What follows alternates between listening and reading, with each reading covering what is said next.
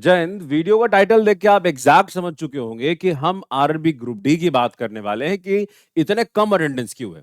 देखिए, इसके कुछ प्रमुख कारण भी हो सकते हैं, हम उन पे बात करेंगे। फिलहाल हम इस वीडियो में ये भी चर्चा करेंगे कि एनटीपीसी के जो छात्र हमारे हैं, उनके लिए ये एक तरीके का एक वार्निंग हो सकता है। वार्निंग क्यों है और एनटीपीसी की परीक्षा कब तक हो सकती है, ये सारे पॉइंट्स पे बात करेंगे। नमस्कार, मेरा नाम है निशांत शाह और आप देख रहे हैं रेलवे पाठशाला। तो फिलहाल के लिए मैं एक बात बताऊं, रेलवे का जब फॉर्म भरा गया था तो लगभग इसमें 1 करोड़ 8 लाख ऐसा ही समथिंग 1 करोड़ प्लस लोग फॉर्म भरे हैं, ऐसा डेटा निकल के सामने आया था। ये बात को देख के लोगों के दिमाग में ये हलचली मची कि यार पिछली बार तो वैकेंसी अच्छी थी, लाख प्लस थी, इस बार तो भाई 1000 में सिमट चुकी है, 30,000 प्लस है, तो इसमें तो काफी दिक्कत हो जाएगी, काफी कंपटीशन टफ होगा ऐसा करके। लेकिन जब मामला सामने आया कि जैसी पहले दूसरे दिन की उपस्थिति देखी गई तो ये तो 45% भी आंकड़ा क्रॉस नहीं कर रहा है। यानी अगर यही सी उपस्थिति बनी रहती है अंतिम तक, इसका मतलब आप मान के चलिए कि करोड़ लोग फॉर्म भरे थे लेकिन 50 लाख भी एग्जाम देने नहीं पहुंचेंगे। यह मामला 45 से 50 लाख के बीच में सिमट के रह जाएगा।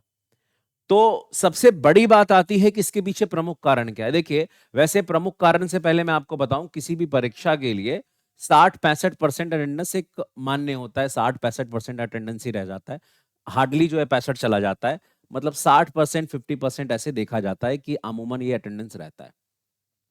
लेकिन ये 44 है, थोड़ा कम है। इसके पीछे दो कारण है।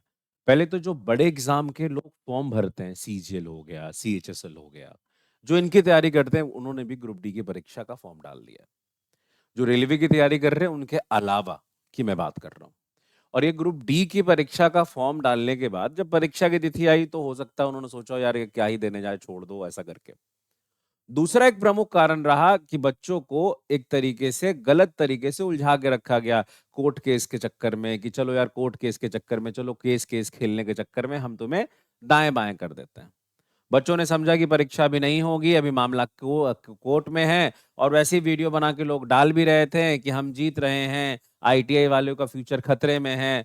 खतरे को तो पता नहीं, लेकिन सारे विद्यार्थियों का फ्यूचर खतरे में डाल दिया है कुछ लोगों ने, केवल इस कारण से क्योंकि उन्होंने गलत तरीके से मिसगाइड किया। आप अगर किसी को बोल रहे हैं कि आपके हक के लिए लड़ना है तो ये भी तो बोलना पड़ता है ना कि आपको पढ़ना है। केवल आप इसी के चक्कर में तो मत रह जाइएगा ना। तो एक गलती तो ऑब्वियस ही बात है सामने वाले की, और एक गलती आपकी भी है कि आप तैयारी ना करके इन सब चीजों में उलझे पड़े हुए थे। अब एक बात और भी है कि इससे हमें यह सीख लेनी है कि जिस तरीके से ग्रुप डी का पेपर इतना अटेंडम कराया गया, क्यों कराया गया। 17 नवंबर को पेपर का पहला डेट था, कोर्ट का हेयरिंग जैसे फाइनल फैसला आया, इसने 27 नवंबर को इन्होंने कराया, क्योंकि इनके पास आगे वैकेंसी बहुत ज्यादा है। अगर आप ध्यान से देखोगे तो इनको सब कुछ कराना है। अगर आप देखोगे तो पता चलेगा आपको कि एएलपी, टेक्नीशियन, पैरामेडिकल, जेई और graduate level, under graduate level, अभी तो ग्रुप डी की वैकेंसी अगली वाली आई नहीं, पहली वाली क्लियर होगी तब तो अगली वाली आएगी। इतना कुछ अगले साल कराना है। अगर आप ध्यान से देखें तो आपको पता चलेगा कि ये अभी ग्रुप डी का पेपर चल रहा है, जनवरी तक, जनवरी मिड तक ग्रुप डी का पेपर चलेगा। अब जनवरी मिड तक उनका तो पेपर चलेगा, अब अगर एएलपी लेना भी होगा तो इनको जनवरी के लास्ट वीक से शुरू करना पड़ेगा। सेंटर भी तो अवेलेबल होने चाहिए। अब अगर ये लास्ट वीक से अगर शुरू भी करते हैं तो फरवरी तक इसको निपटाएंगे, मान लो मार्च अप्रैल में इनको निपटा लेंगे। हार्डली हार्डली मई नहीं जाएगा, मई के फर्स्ट वीक या मई के सेकंड वीक तक इसको भी निपटा लेंगे। अब देखिएगा जून तक, एकदम हार्डली बता रहा हूं, जून से जुलाई के बीच में ग्रेजुएट और अंडर ग्रेजुएट दोनों को परीक्षा शुरू करा देना पड़ेगा। अच्छा, ये सबसे कौन सी तिथि है, सबसे अंतिम तिथि है। अगर ये पहले पहले हुआ तो मई में ही आ जाएगा, ऐसा नहीं है। मतलब ये अगर कितना भी है डिले होंगे तो जून से डिले ही नहीं जाएंगे, काफी होगा जून चले जाएंगे। जून से इनको परीक्षा शुरू करा देनी पड़ेगी। मोटा मोटी आप मिला के अगर आप देखोगे आपके हाथ में तो टोटल 4-3-4-5 महीने जो भी हैं, इन्हीं के आपके हाथ में है और इन्हीं में आपको आगे बढ़ना पड़ेगा।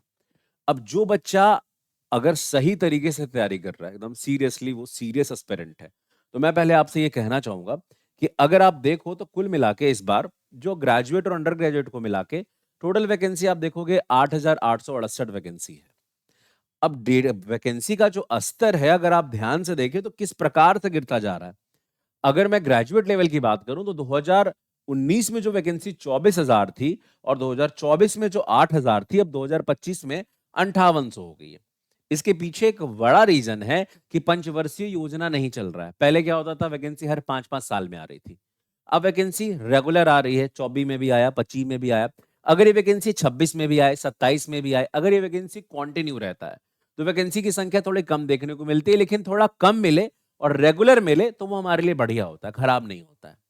अब बात कुल मिला के आती है कि वैकेंसीज कम गई है, हम कंपटीशन बढ़ गया है, कैसे काम होगा। तो रेलवे की परीक्षा को देने से पहले एक बड़ी परीक्षा होती है, उसका फॉर्म भरना। इसका मतलब जोन सेलेक्ट करना। और आप सारे बच्चों ने ये जोन तो सेलेक्ट करके परीक्षा तो भर दिया है, फॉर्म तो भर दिया है। अब बात निकल के आती है कि अभी आप तैयारी अगर शुरू नहीं करोगे तो कैसे होगा। कुछ लोग अभी भी आके आपको सेफ स्कोर बताना शुरू कर रहे होंगे। वैसे मैं आपको बताऊं, सेफ स्कोर कोई अभी कैसे बता सकता है, जब तक पेपर ना हो जाए। जब आपको यही नहीं पता है कि कितने लोग फॉर्म भरेंगे, कितने लोग का अटेंडेंस वहां लगने वाला है, कैसा एग्जामिनेशन का लेवल है, तब तक आप सेफ स्कोर बता ही नहीं सकते हो। अब इस बार का अगर मैं वर्तमान परिस्थिति में अगर परीक्षा हो रही है एनटीपीसी की, ग्रुप डी की, इसमें मेरे से कोई सेफ स्कोर पूछे क्या होगा, मैं कहूंगा 70 से 75 जिसका आ रहा है वो कहानी डन है जी, उसमें टेंशन नहीं है। 70-75 मान लो, किसी भी जोन को उठा लो, 70-75 के बीच में आ रहा है जी, तो लगभग मान के चलो मामला डन है। कोई बड़ा बात नहीं है, ठीक ठाक है, पेपर आ रहा है। थोड़ा करंट अफेयर्स लोगों को परेशान कर रहा है, परेशान इसलिए कर रहा है क्योंकि लोगों ने एक्सपेक्ट नहीं किया था कि इतना करंट अफेयर्स आएगा। फिलहाल वो भी सही है, जीएस का वेटेज हटा के डायरेक्ट करंट अफेयर्स ही डाल रहा है तो भी ठीक बात है, कोई ज्यादा पुरानी बात नहीं है, मैं उसको अच्छा मानता हूँ। करंट नॉलेज होना चाहिए बच्चे के पास, बात खत्म हो गई। अब एक बात ये भी समझने की कोशिश करिएगा, 2019 से अब 2025 तक आप आए, वैकेंसी में एक मेजर उछाल, लगभग ये वैकेंसी 6,000 इसको अगर आप बोलते हो तो ये 24,000 है, लगभग 18,000 वैकेंसी घट गई। लेकिन फॉर्म भरने वालों की संख्या अगर आप पहले से तुलना करोगे तो कभी फॉर्म भरने वालों की संख्या में बहुत मेजर बदलाव नहीं आता है। 5%, 10% में सब निपट जाता है। और अगर आपने अभी से तैयारी शुरू नहीं करी तो आपके लिए बहुत दिक्कत हो जाएगा। मुझे ऐसा लगता है कि अगर आप चाहते हैं कि तैयारी मतलब एनटीपीसी में इस बार एक सीट आपका पक्का हो, वही अगर अब मैं आप अंडर ग्रेजुएट की बात करूं, यहां भी देखिए लीजिएगा, सीट देखिएगा, 10,000 से यहाँ सीधे 10,000 से 3,000 पे आ गया, 7,000 गिरा है। अगर मैं आपसे बोलूं कि अभी भी आप नहीं जागोगे तो कब जागोगे, क्या ही आता है कुल मिला के। अगर आप देखो तो यही सब्जेक्ट है ना भाई, सीबीटी 1 की बात करो, 2 की बात करो, ग्रेजुएट बात करो, अंडर ग्रेजुएट बात करो, सब्जेक्ट तो सेम है, general awareness, mathematics, general intelligence, मतलब रीजनिंग, मैथ और जीके जीएस। जीके जीएस में वो भी करंट अफेयर्स, पिछले बार भी करंट अफेयर्स का वेटेज बहुत ज्यादा था, 2025 में जो परीक्षा हुई थी एनटीपीसी की, बहुत अच्छा वेटेज था। तो अब हमारा क्या कर्तव्य क्या बनता है, हमारा पहला कर्तव्य बनता है कि हम इन जो जितने भी सब्जेक्ट हैं उन पे कमांड करें। कमांड करने के बाद जैसे ही हमारा ये 50% मेरा सिलेबस खत्म हो जाए, हम अपना टारगेट क्या करेंगे, हम जो है वो अपना टारगेट मॉक पे लगाना शुरू करेंगे। और मॉक हमें बताएगा कि हमसे क्या दिक्कत हुई है। देखिए, मॉक टेस्ट लगाने का भी एक तरीका होता है, लोग क्या करते हैं पता है, उनको पता ही नहीं है मॉक कैसे लगाते हैं। एक दिन में 3-3 मॉक लगा रहा है, क्या ये कोई तरीका है मॉक लगाने का?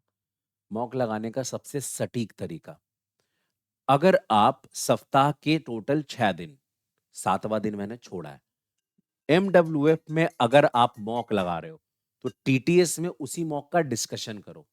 एमडब्ल्यूएफ में मॉक लगाया, टीटीएस में आप उसको बैठे देखिए कि अच्छा ये मेरे से गड़बड़ी हो रही है, दिक्कत हो रही है, उसको बढ़िया से सॉल्व करो, फिर से रीअटेम्प्ट दो। आप एक नॉर्मल से मॉक को जो आप 90 मिनट में सॉल्व किए थे मंडे को, ट्यूसडे को उस पे 3 घंटे दो। देखो उसमें कि मेरे से दिक्कत क्या हो रहा है, अच्छे से समझो मैंने कौन सा क्वेश्चन छोड़ा है और उसे छोड़ना चाहिए था क्या। अच्छा सर, ये तो आपका हो गया पहले 3 और 3 6 दिन का प्लान, 3 टेस्ट, 3 मॉक दिया और 3 हो गया टेस्ट। बाकी के 7वें दिन 7वां दिन रिवीजन करिए। रिवीजन इज मोस्ट इंपॉर्टेंट, समझ रहे हैं मेरी बात को? इतना अगर आप कर लेते हैं तो आपका सिलेक्शन तय है। अभी से अपने रूम में सबसे पहले टारगेट लिख के चिपका दीजिए। आप में से बहुत लोग हैं जिनको ये मोटिव, बहुत लोग कहते हैं सर मोटिवेशन नहीं मिल पाता पढ़ने का। देखो, जब मैं अपनी अगर अपनी पर्सनली बात करूं कि मुझे जब ये सब दिक्कत हुआ करता था तो मैं क्या करता था, मैं मेरे को गाड़ियां पसंद है तो मैं गाड़ी के शोरूम चला गया, जो भी गाड़ी देखी मैंने, कहा कि भैया कितने की पड़ेगी, पूछा पूछा, एक बार देख लिया इंटीरियर वगैरह बढ़िया से, उसका ब्राउचर जो है लेके चला आया, ब्राउचर में से गाड़ी का फोटो चिपका काटा और चिपका दिया। और बस मैंने सोच लिया कि मेरे को इतने दिन में ये गाड़ी खरीद लेनी है। मेरे पास ये टाइम है, ये टाइम पीरियड है, मुझे कुछ करना है, अपने आप को इतना समय दिया कि इतने दिन में मेरी हो जाएगी। उसके बाद जब मैं सोता भी था ना, मेरी नज़र फिर वहाँ जाती थी, फिर मैं अपने आप को मोटिवेट करता था और पढ़ने बैठ जाता था। तो याद रखिए, अगर आप अपने लाइफ में कोई टारगेट नहीं रखोगे, तो कुछ नहीं कर पाओगे, ठीक है? तो इतना याद रखिए कि मुझे अपने लाइफ में कुछ ना कुछ टारगेट एक रखना है, जो भी अच्छा लगे वो चिपका लीजिए।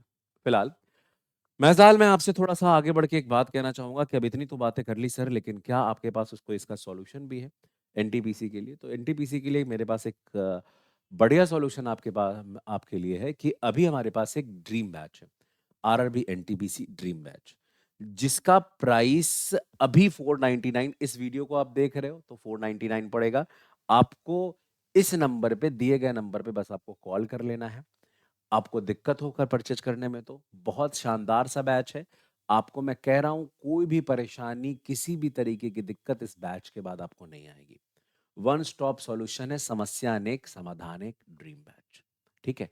तो बाकी आप लोग अभी से ही तैयारी में लग जाइए, मेरा ये कहना है। और कोई जरूरी नहीं है कि आप मेरे साथ तैयारी करिए या किसी के साथ तैयारी करिए, तैयारी करना इंपॉर्टेंट है, बस इतना समझ लीजिए। ठीक है? और 11 बजे मेरी क्लास होती है डेली इसी यूट्यूब चैनल पे एनटीपीसी के लिए। तो आप मुझे शून्य से फॉलो करने के लिए एक बार उस क्लास में ज़रूर जॉइन करें। आज के लिए इतना ही। Thank you very much. मेरा नाम निशांत शाह। आप सभी का तहे दिल से धन्यवाद करता हूँ यहाँ तक वीडियो देखने के लिए।